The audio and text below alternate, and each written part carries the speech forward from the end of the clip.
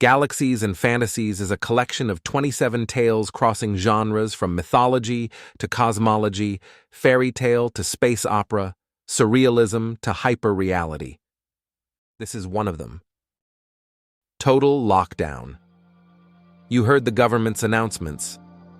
The new coronavirus is more dangerous than coronavirus 19 back in the 20s. Stay indoors, don't go to work, keep your distance, wear masks.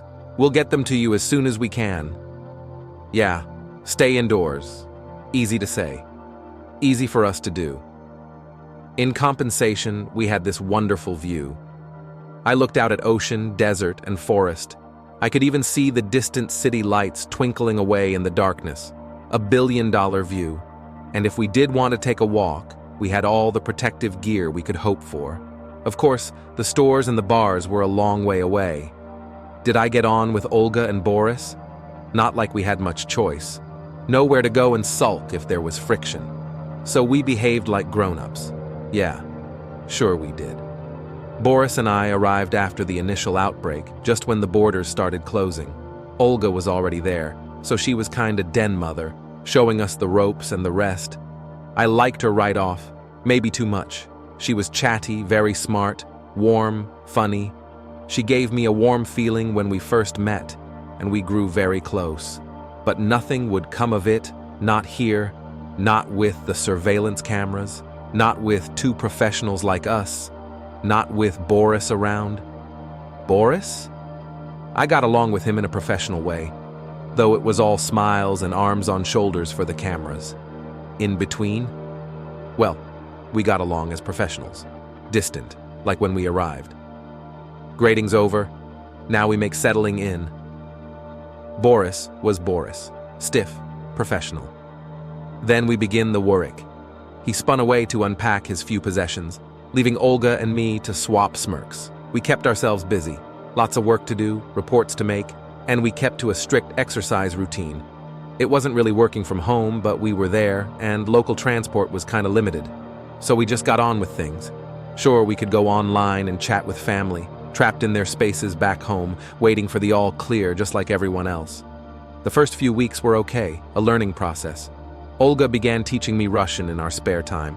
We didn't have a lot of that, but we made time. Boris kept pretty much to himself. He talked in his sleep. In Russian, I wore earplugs. It's not like there's much of social distancing here, with so little physical distance. Yeah, Olga and I got pretty close as we could with the security cameras and Boris there 24/7. After a while, we forgot about the cameras and just got on with our work. Border controls tightened.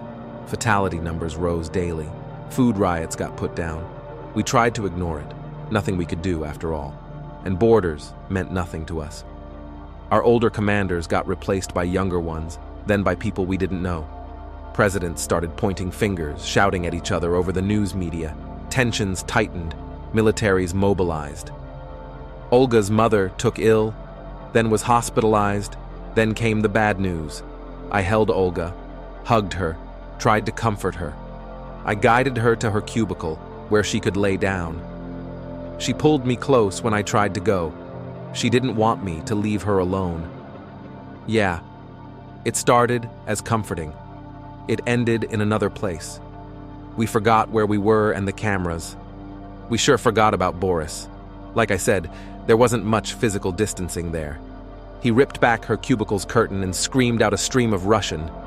He grabbed the cubicle frame to hold himself steady as he swayed. I caught some spittle, a few words, and all the message. The bit about пересечение границы stumped me. I reached out and grabbed at him as he tried to hit me. We both failed, crashing instead into the cubicle's metal walls. I heard voices in Russian and English yelling at us from the speakers. Beside me, Olga struggled to cover herself and pleaded in both languages with us. I've seen the security surveillance recording since I got back. Of course, it leaked onto the internet. Of course, it did.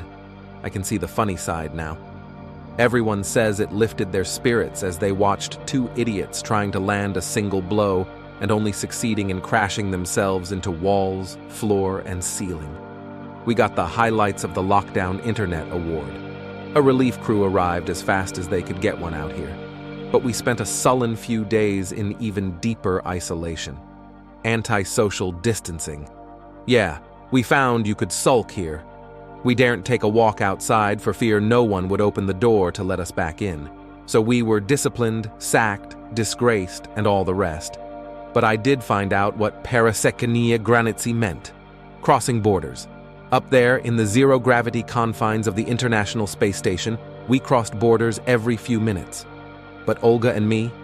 Man, we crossed a much bigger one for all the world to see. Happy to say we stayed friends. Cheers. Hope you enjoyed our story. See below for more info about Galaxies and Fantasies and Andy's other works.